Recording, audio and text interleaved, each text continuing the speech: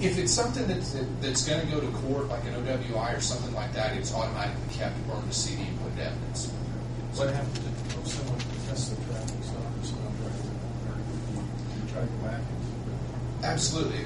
Usually, you don't get notified within 60 days if they're going to fight the ticket. Will it automatically erase, or does it? No, it's a manual. This is set for delete or something. Right. It just shows what's due that date, and someone would have to delete it. Okay. How many in-car cameras you got? Of this style, there are 3. How big, when it's full, how much video does it hold? How much? Per camera storage is there are 40 gig hard drive in the camera. How often is it being downloaded to the server? It hasn't yet. How often will it? I think we're going to do as they go off of their shift. So after a 7-day period of work, they would download their video. Who's going to have access to the server, and who's going to be responsible for it? That's still up in the air between Stacy or I as far as managing it. The officers that have the camera would have the ability to download their hard drive and then erase that hard drive. That's the permissions that they would have. Is that going to be a policy? And is it a policy on how they activate their camera, or what situations that they activate their camera in? There were problems in the past that I can remember of where sometimes that camera didn't get activated when it should have, or something to that effect. Is there policies in place that's going to say, I know you have triggers, but is there going to be policies in place that says, like an SOG that says every time you hit a traffic stop and you hit this, your camera will be activated? The camera should be on. I would have to review the current policy to see exactly what it reads, but the camera should be on at every traffic stop. The current that's what it is, right? When you hit red lights, When you hit your lights, the camera's on. it not only starts recording then, but you have a minute's worth of video before you hit your lights that records. It's buffering the whole time. You don't have the audio, but you have the video. These cameras are, or this camera system is a significant improvement from the past. And you may or may not know there's been a few issues in the past with the equipment, which caused some problems. I think this takes care of it. We stepped it up a notch as far as quality. I mean, it's not top of the line, but it's definitely some pretty top quality. This is just one computer that you would, or server. To download the material from. Will take care of all the new model cameras. The 3. Correct. Our ultimate goal would be to put As you cameras in add or cartridge. replace what you have, you'll be going to this system, not to the old system. And the old cameras and the new cameras, the new models are approximately the same. How much more expensive are the new cameras? Which one of these? This system here is definitely more. I want to say they were about 600 more per camera. I think that's about the difference. The old ones were like 45, and these were 5,200, I believe. Josh, are these hot swap? Well, we actually kind of gone back and forth. These particular ones are not. We took quotes from Dell on actual hot swap, rack mount, tower mount, and they were in the $5,000 to $6,000 range because they're terabyte drives, and that's kind of the size of the drives that they're recommending to do RAID 5 on. The cost was significantly higher. We kind of talked back and forth between Dave and myself that anything that is, we'll have built-in redundancy, and if we've got to take the machine down to pull it, that's kind of why we want this separate from our core server that's doing everything else. Right. This doesn't Kind of the same concerns. The only time this would have to be up is when somebody's downloading it and or burning a DVD from it. It's not something that has to be 100% online.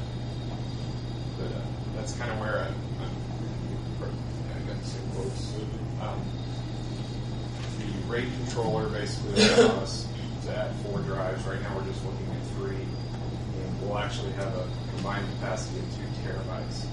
And I didn't actually do the quick math, but those are 40 gig drives. That's quite a bit of storage. They recommended having 1 terabyte designated for we're trying to do is double their recommendation, but also build in redundancy. So there's 3 drives that you only get 2. We went ahead and decided to actually look at a server quote from a vendor just to have a basic support on the physical basic hardware, and we will take care of the RAID for the cameras. Does this have a function that tells you when you've got a hard drive on that? Yeah, it's got an audible. It's also got an alerting function in software, similar to what we have now. It'll basically send an email. So this is a server, and have you sometimes be able to get things I don't have. But do you have quotes on the server or just one quote? The server itself, we just have one official quote as far as what they would give us the contract number on. Kind of the reason we went with that is we usually look at Dell and HP kind of as the major 2 players. And a lot of times we'll just go online as a consumer and just say, just like you buy a machine for Christmas, I want this server or this server, and see what that dollar amount is. And then whichever one is looking better, get an official quote. Because they are so much in line with each other that you can make your decision price-wise and quality-wise just versus the non-official quotes. This will not be network, correct? Yeah, it's going to be basically standalone. I'm not sure where, as far as physical placement, they're going to work out those logistics, but it will be separate.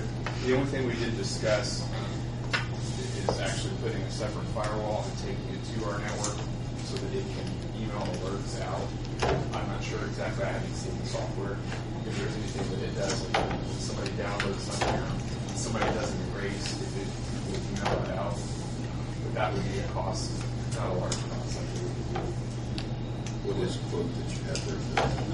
$918 for the server itself, and then $864 for 3 Barracuda 1 terabyte drives. That he needs that for redundancy to RAID, and 1 SATA controller card, basically just for US RAID. So that's not half the price actually for the whole thing. That's $1,700, $1,800 almost for 3 1 terabyte drives. It's going to have some redundancy there. The only thing I don't see redundancy is the power supply. But if it's going to be a standalone, you can change the power supply out. That's kind of what we went back and forth with doing kind of the similar. I don't know if you remember the quote the service they put in recently, $2,950 with dual supplies. We looked at doing that, but again, we were getting into that. It needed to kind of be separate, sitting alone, not accessible by everyone.